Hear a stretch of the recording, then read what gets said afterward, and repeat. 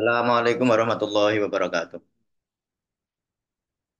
Ila hadratin Nabil Mustafa Rasulullah sallallahu alaihi wasallam wa azwajihi wa dzurriyyatihi wa li baitihi wa ila jami' ikhwanihi minal anbiya wal mursalin wal awliya wa syuhada wa sholihin wal ulama il musannifin wa malaikatil muqarrabin khususan sahibu hadzal kitab Hujjatul Islam Imam Al-Ghazali dan semua guru-guru kita wa usulihim wa furu'ihim wa lisalsilatihim syai'ulillah lahumul fatih. Siratal mustaqim. Siratal ladzina an'amta 'alaihim. Bismillahirrahmanirrahim. Qala al-muallif rahimahullahu taala wa nafa'ana bihi wa bi ulumihi fid dharaini amin ya rabbal alamin. Faslun ini adalah fasal. Ini fasal kelima ya kalau di kitab saya ini. Jadi karena ini nggak ada tulisan fasal keberapa keberapa itu kadang-kadang agak beda antara satu cetakan yang lain itu. Faslun ini adalah suatu fasal. I'lam ketahuilah. Kemarin itu kita sudah ya bahas tentang amr dan kholqu ya. Jadi ruh itu pada intinya begini, cara mengakses ruh itu tidak dengan logika linier, nggak bisa dengan logika yang ada ruang waktu, jarak, nggak bisa. Mengakses ruhani atau ruh dengan mujahadah. Mujahadah itu riyadhah batiniyah.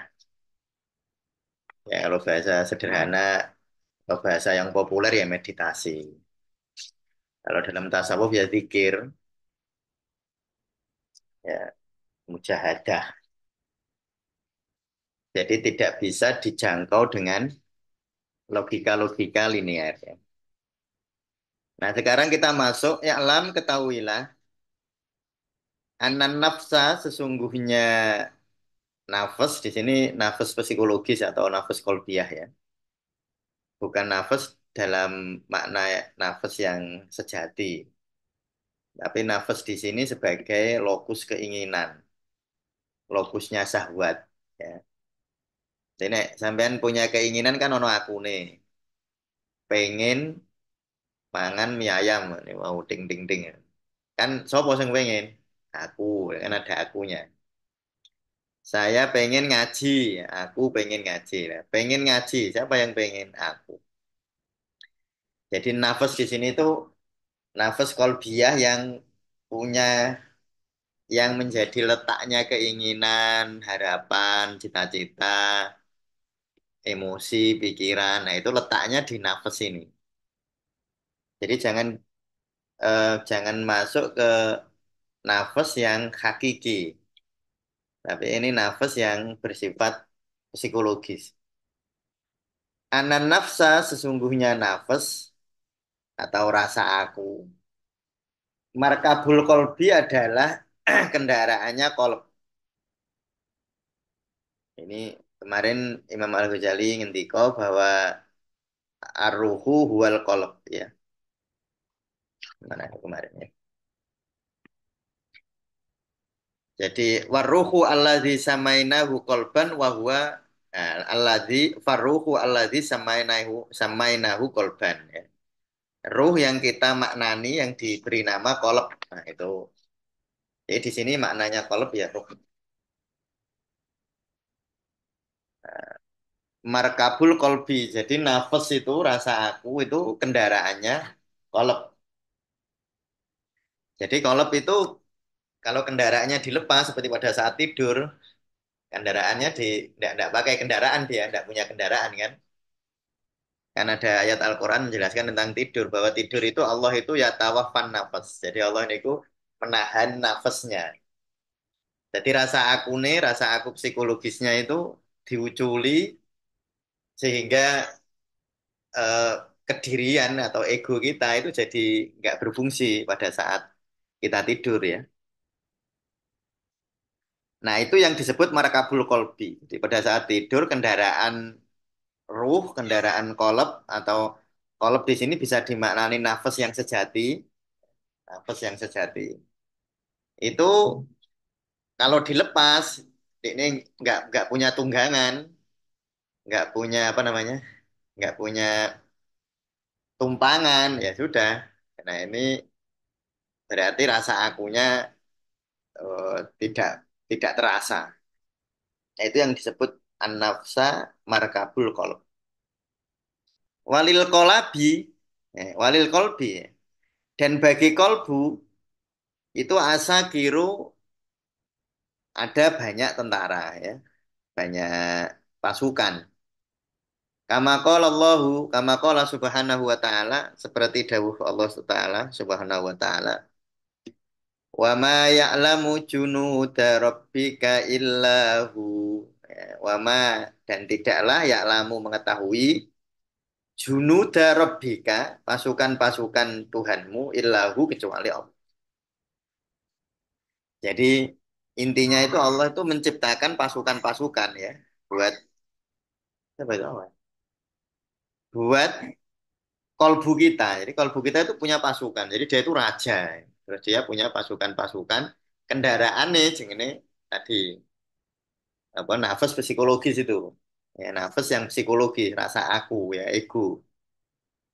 Jadi ego itu ditumpangi apa adalah kendaraan dari kolbu. Jadi nek sampean misalnya mau mengkomunikasikan atau mengkorespondensi Sigmund Freud, masa ada ego, super ego, it ego, super ego, atau merekomendasi apa korespondensi dengan istilah-istilah psikologi itu begitu. Bisa bisa dikorespondensi. Wal kolbu dan kolbu itu makhlukun diciptakan li'amalil akhirati untuk amal-amal akhirat. Jadi aktivitasnya adalah aktivitas ukhrawi. Nah, akhirat itu aktivitas batiniah. Tolaban untuk mencari lisa adatihi kebahagiaannya. Kebahagiaan kolbu itu ya pada saat dia beramal akhirat. Jadi ketika seseorang beramal dunia itu tidak bermakna bagi kolbu ya. Nah, tapi maknani dunia sama akhirat itu jangan secara fisik ya. Jadi misalnya gini, sholat itu kan amal akhirat secara syariat. Tetapi kalau sholatnya demi dunia, nggak jadi amal akhirat. Ya tetap amal dunia. Sampean bekerja, kan itu amal dunia secara syar'i ya. Muamalah lah, sampean bekerja. Tapi nek niate goleki Allah ya jadi akhirat. Nah, jadi kalau membaca kitab tasawuf, maknanya itu di batinnya, ya, bukan makna zuhirnya. Jadi amal akhirat itu terus jangan dimaknani sholat, tok, jangan dimaknani zikir lisan gitu, enggak. Sampean ngobrol mbek wong tuamu untuk menghormati beliau sebagai tanda syukur kepada Allah itu juga amal akhirat. Kan ngobrol, ngobrol kan kayak ngamal dunia tuh. Nah itu jadi kulluma yu'inuka ilallah fahuwal akhirah. Ya, semua hal yang menolongmu menuju Allah itu akhirat. Kulluma yusagiluka anillah fahuwad dunia. Semua yang menyibukkan, melupakan, melalaikan dirimu dari Allah namanya dunia. Nah, jadi ini mendefinisikannya begitu. Nah, definisi seperti itu dihayati ya. Jadi biar nanti konsisten, konsisten sejak awal. Kalau definisi disetujui sejak awal jadi konsisten. Sehingga nanti tidak ada kesalahpahaman di belakang. Ya kan terus jajal nek amal akhirat terus didefinisikan sholat toh. Berarti sedino sampean ibadah formal itu berapa lama? Ibadah formal loh ya. Ya sholat toh itu. Misalnya lima kali sehari itu sholatmu berapa? 5 menit kan? 5-10 menit lah. Berarti sak jam tuh. Kira-kira yo, kalau mau cokor aneh rada lumayan ya, 40 menit. Dari 24 jam sehari, berarti berapa persen? 10%, ora ono loh 10%. 5%, paling 5 atau 7%. Jadi definisinya dipertegas itu sejak awal ya. Jadi wal qalbu makhlukun li amalil akhirah tolaban li sa'adatihi. Kolbu itu diciptakan untuk amal akhirat, untuk mencari kebahagiaan. Wa sa'adatuhu dan kebahagiaannya kolbu itu ma'rifatu rabbihi azza wa jalla adalah mengenal Allah Subhanahu wa taala. Jadi mengenal itu makrifat itu jangan dimaknani hanya mengenal. Memang makrifat itu ya maknanya mengenal ya. Tetapi ono rasane. Jadi bukan gini loh. Sampean kenal presiden. Kan ora patek ono rasane to. Misalnya saya kan sampean kenal ya, presiden kan kenal sampean. Walaupun presiden ora kenal sampean. Tapi maksud makrifat itu sebenarnya kenal yang ada rasanya. Ada ikatan emosinya gitu. Itu makrifat. Tapi emosi di sini jangan dimaknani emosi psikologis. Ya, jadi ma'rifatullah itu ojo terus kenal Allah ya. Kamu kenal Allah ya? Ya kenal, cuma menciptakan alam semesta. Itu hanya intelektual ya. Itu hanya sampean kaya kenal presiden, cuma ya sampean ngerti tok presiden Indonesia siapa. Ya kamu hanya tahu namanya saja. Itu nggak kenal, tidak makrifah. Makrifat itu sampean kenal presiden, ya akrab tenan, maksudnya ngono. Jadi, ya ketemu presiden tenan di istana, sampean nek iso malah kadang-kadang dijak ngobrol di kamar pribadi tentang hal-hal yang bersifat apa rahasia misalnya. Nah, itu kenal namanya. Jadi bukan kenal. Siapa kan ma'rifatullah ya harus kenal Allah yang menciptakan alam semesta. Tapi gak ono rasane. Udah karo itu tadi sampai mengenal presiden ya hanya tahu presiden Indonesia siapa ngono tok. Tapi nggak ada kualitas-kualitas kenalnya nggak ada. Wa ma'rifatu rabbihi ta'ala dan mengenal Tuhannya kolbu tahsulu hasil lahu ya hasil berhasil jadi hasil makrifat itu kok itu hasil lahu bagi kolbu min sunna illahi itu sebab dari ciptaan Allah nah jadi mengenal Allah itu bisa melalui apa namanya bisa melalui ciptaan Allah min sunna illah wa huwa min jumlati alami sunnah illah itu adalah kelompok-kelompok atau jumlah dari semua ciptaan Allah, alamnya. Jadi semua dari sekelompok alam semesta ini, ya. Itu namanya sunnah ini itu maksudnya jumlah tuh alami, yaitu semua kelompok-kelompok alam semesta. Jadi nek di sini Imam Al-Ghazali itu mengenal Allah melalui makhluk, ya, melalui sunnah. Tapi namanya sampai nek maca Al-Hikam diwalik sama Ibnu Athaillah. Jadi Ibnu Athaillah itu membagi orang itu dua. Satu ono wong itu yastadillu bihi. Ada orang yastadillu alaihi. Nah, iki tak terangke. Sehingga nanti sampean lho, wong tasawuf memang diulet-ulet ngono ya. Diulet-ulet biar betul-betul memahami. Kayak matematika ini loh. Matematika biasa kan 2 tambah 3 sama dengan berapakah 2 tambah 3? Lah awal kan takone ngono. Tapi engkau suatu saat akan ditanya, 5 itu 2 tambah berapa? Loh. Ya kan? Nah, mau kan 2 tambah 3 sama dengan 5.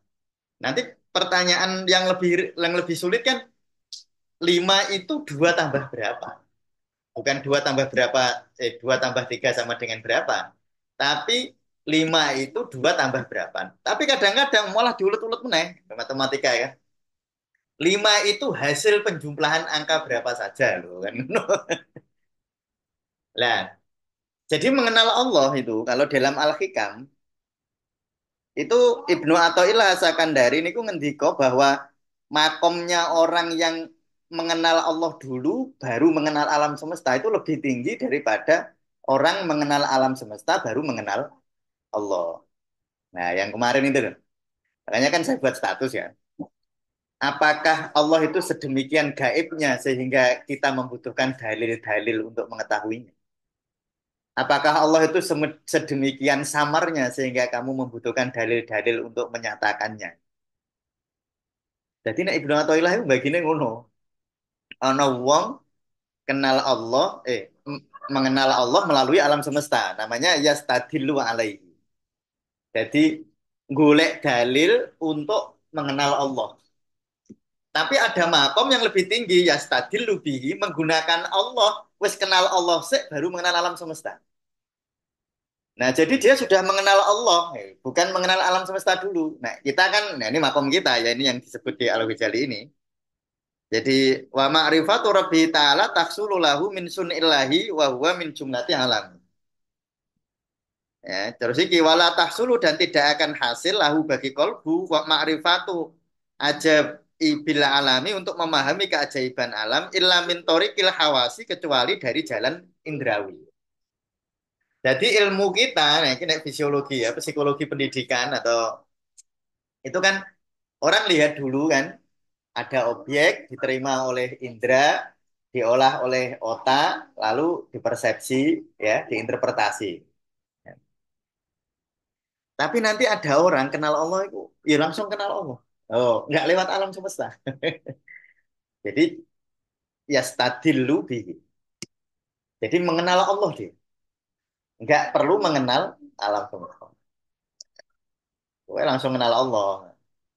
Ya, itu diulet-ulet ya, memang ilmu tauhid itu ngono iku. Jadi sampean itu ya iso lewat Allah jalur apa ae kudu ya kita tahu lah minimal tahu dulu lah. Nanti perjalanannya ya lah kita lewat yang mana ya yang kita dikehendaki Allah yang mampu aja kan. Allah itu sedang menghendaki kita mampunya apa nggih ya Allah memang kula nggih dereng mampu belum mampu mengenalmu dari langsung kula mboten dereng saged nggih. Kula kenal jenengan berwasilah makhluk-makhluk jenengan. Ya, melihat matahari, melihat kekuasaan Allah, melihat bulan, lihat keindahan Allah. Nah, gitu.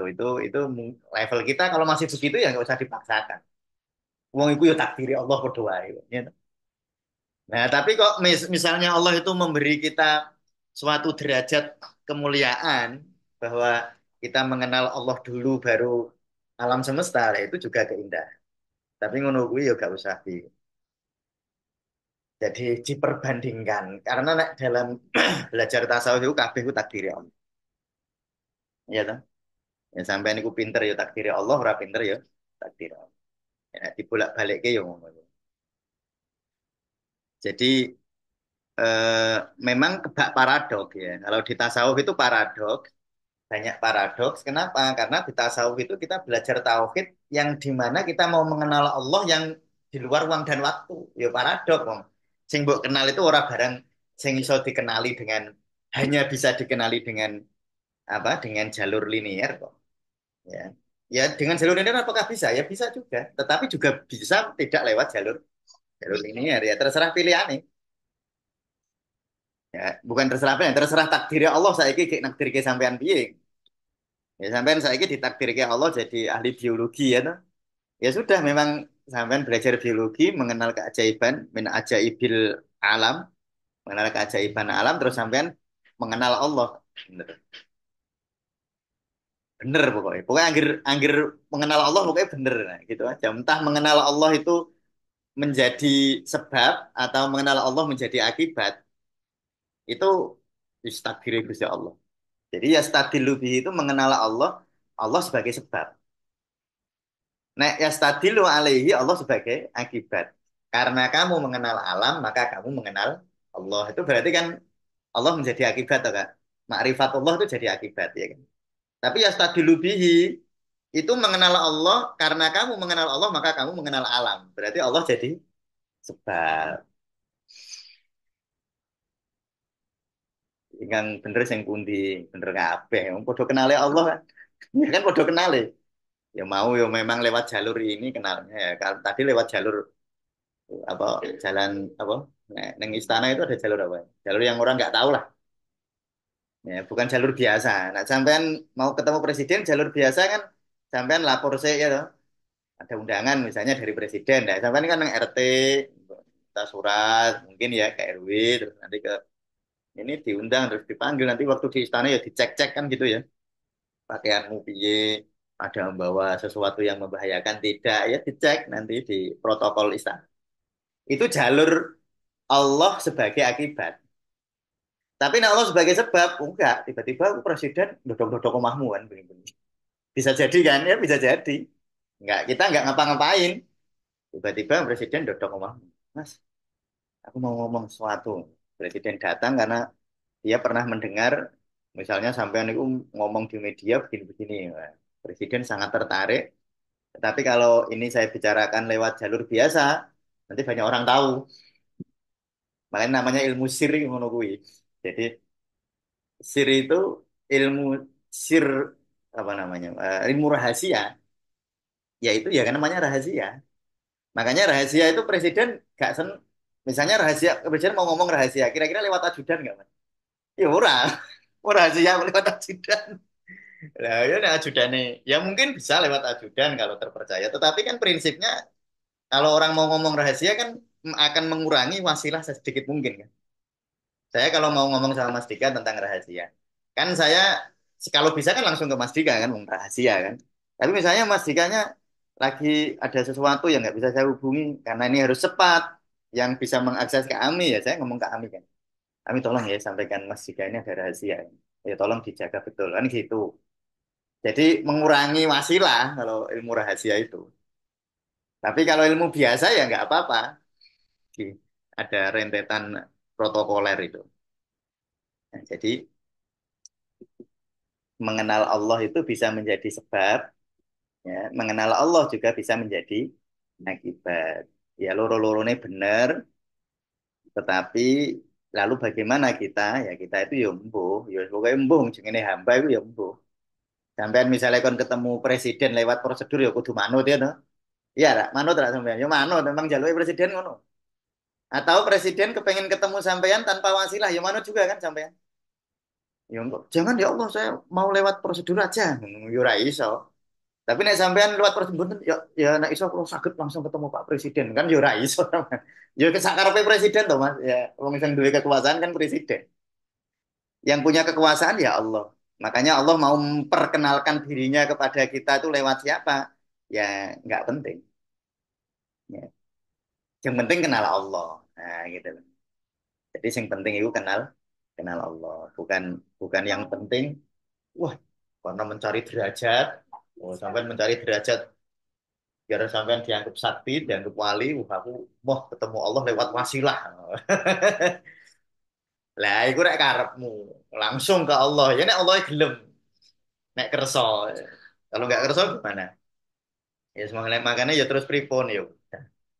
Ya sebagai kenyataan hidup kita jalani sebaik-baiknya. Kalau memang kenyataannya jadi ilmuwan ya sampean jadi ilmuwan. Kalau kenyataannya sampean jadi terapis ya boleh ya Allah lewat apa dinamika terapeutik. Ya, sampai nanti suatu saat kok Allah menghadiahi sesuatu yang tiba-tiba sampean tanpa jalur-jalur gitu kok dapat ilham istilahnya ya. Dapat ilham tertentu tanpa berusaha sampean mendapat min haitsu la yahtasib. Min haitsu la yahtasib itu tanpa logika ya. Nah itu ya berarti memang ya itu sedang kita dikaruniai seperti itu. Jadi tidak perlu terus jadi ego. Nanti jadi ego lagi. Ya, jadi kalau nanti jadi ego lagi, naik sampean kepengen duit derajat tinggi kan ego menang. Nah, padahal ego itu jadi hijab. Jadi hijabnya, misalnya iki, Allah kan Imam Al-Ghazali nyebut an-nafas kan markabul qalbi ya toh. Sampean neng Jakarta ketemu presiden numpak kendaraan. Masuk sampean ngadep ngadep presiden ambek kendaraanmu. Ya kendaraanmu buat jalan yang jopo tuh, ya masuk bujak, jero kamar ngono. Nang ruang tamu presiden sampean. Jadi ketemu Allah itu egomu, tentaramu, ya mbok lepas kabeh. Keinginanmu kan tentara ya, termasuk asakirul qalbi kan keinginan, syahwat, ya syahwat, godok, akal, itu kan semua kendaraan ya, semua kan tentara kan, termasuk peralatan kendaraan tadi. Nah sampean ketemu presiden, tentara yang gue tentaramu, gue pengamalmu kan seneni lah ya. Pengen ngadep aku, gue pengawal itu, wah dikira malah biasa sampean. Ini presiden ngadep sampean gue tentara apa-apa ya. Tapi nek sampean ngadu presiden, sampean nggo tentara. Seneni. Gue senjata ya entuk kan.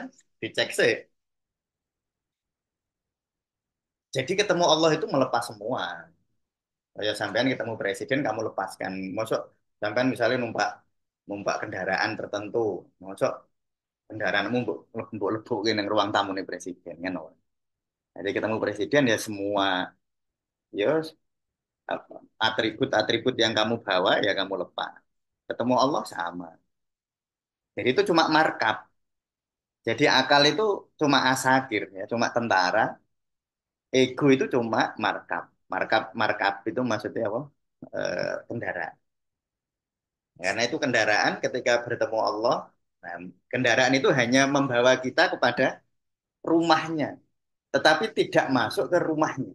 Hanya sampai di depan rumah kan maksimal. Maksimal kan di depan rumah atau di garasi maksimal. Tetapi ketika bertemu ya dilepas. Nah, makanya sampean kok kepengin jadi wali lah itu. Kepengine kuwi wis iku nanti kudu mbok lepas lho. Nek kepengin saiki ra apa-apa. Tapi ketika menjelang sampean jadi wali kan kepengine mbok lepas. Dan mbok ugemi terus, mbok genggam terus keinginan itu ya ora dadi-dadi. Ya, ane pengen ya sudah dilampaui saja keinginan itu ya aku pengen nih ngono tok, dilampaui. Ini kalau pengen niku pengen nggih gandane jenengan ya Allah. Iya lah. Nah, itu cara apa namanya?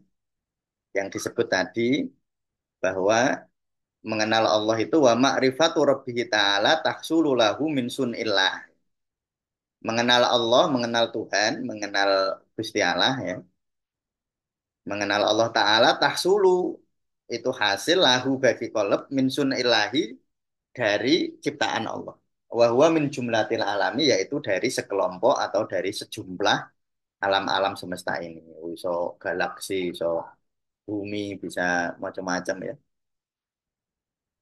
Wala tahsulu dan tidak hasil, tidak berhasil lahu bagi kolbu ma'rifatu ajaibil alam untuk memahami keajaiban-keajaiban alam illa min tariqil hawasi kecuali lewat jalan indera. Jadi ini berarti Imam Al-Ghazali melatih kita untuk beriadah menggunakan alam semesta sebagai sebab untuk mengenal Allah. Tetapi ya jumbo watesi ngono. Jadi nek mbok watesi ngono ku sampean misalnya aku mengenal Allah harus lewat alam semesta. Itu berarti sampean membatasi kemutlakannya Allah. Rumah samu presiden nih kudu anu membutuhkan protokoler kan enggak. Ya kita yang butuh protokoler kan. Tapi presiden kan nggak butuh. Mau ketemu kita tanpa wasilah apa-apa ya bisa.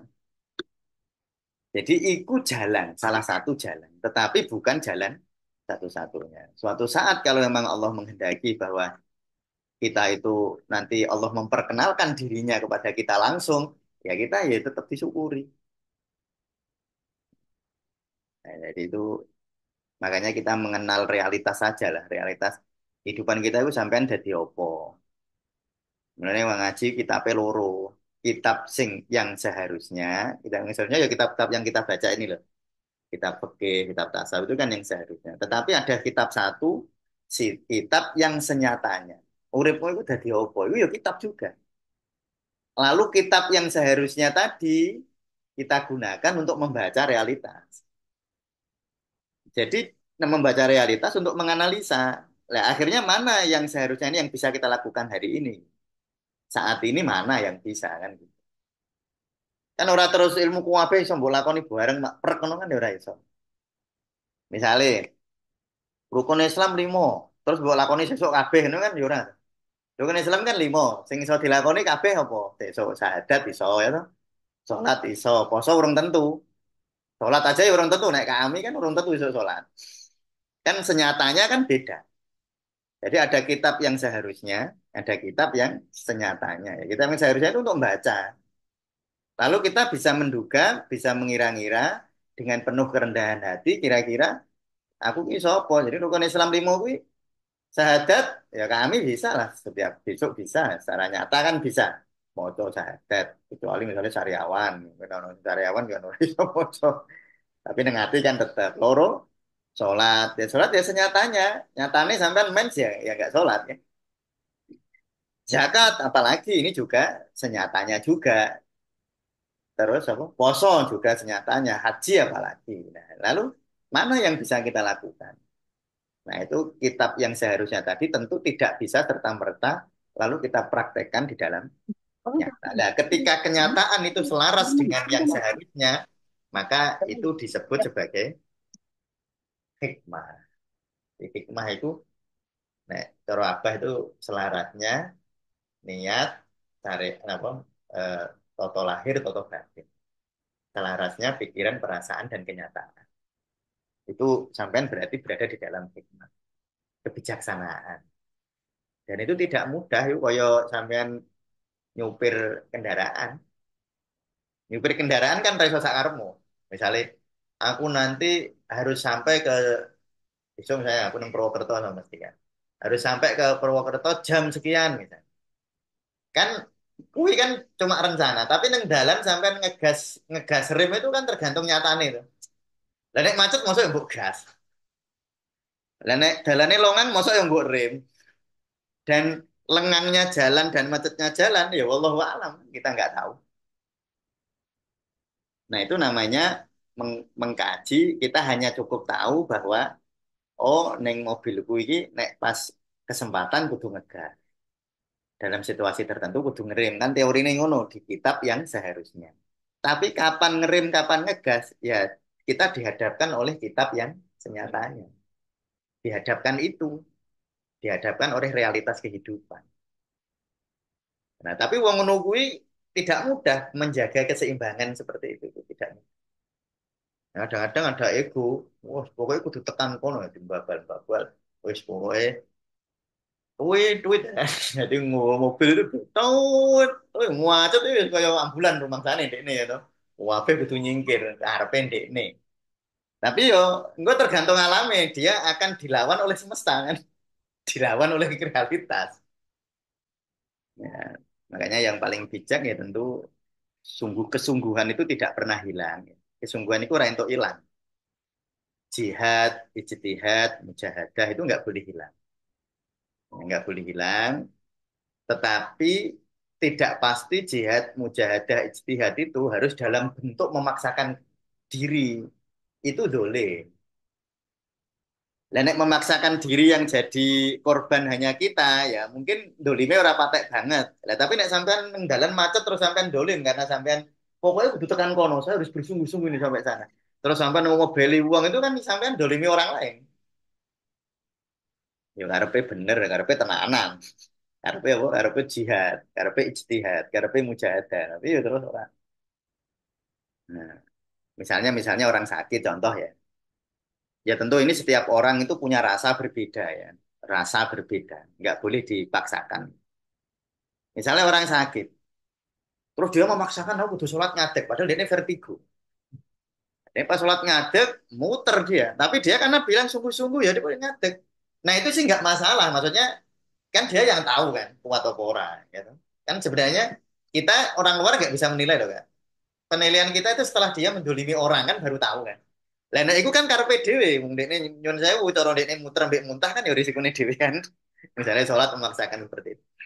Tetapi kan juga bisa kita berpikir seperti ini. Mungkin tadi waktu dia sholat, padahal dia vertigo, lalu dia sholat, dia muter, mungkin dia memang niatnya sungguh-sungguh ya, mungkin nggak masalah. Tetapi bukankah kita bisa narik gini, wong vertigo ini, ya kehendak ya Allah, ya toh? Lah, sholat itu, duduk itu ya kehendak Allah. Kan ada kesempatan lunggu. Ya sudah, saya menggunakan kesempatan ini sebagai rasa syukur Allah memberi aturan-aturan yang meringankan. Kan ya apik. Kan sama baiknya sebenarnya. Nah, nanti yang lah, terus pakai yang mana? Nah, itu ma'rifatul manafas. Ya sampean memahami diri sendiri kira-kira sing iso sing endi kan. Ya. Saya kira itu ya untuk hari ini. Terima kasih. Assalamualaikum warahmatullahi wabarakatuh. Nanti langsung ini nanti masuk lagi dilanjutkan Mas Dika membaca jurnal. Jurnalnya tentang apa Mas? Judulnya? Nah, nafas mindfulness ya judulnya. Jadi mungkin yang ini melihat ini YouTube saya ini nanti bisa lihat juga di apa pembacaan jurnal tentang nafas mindfulness. Ya, terima kasih. Assalamualaikum warahmatullahi wabarakatuh.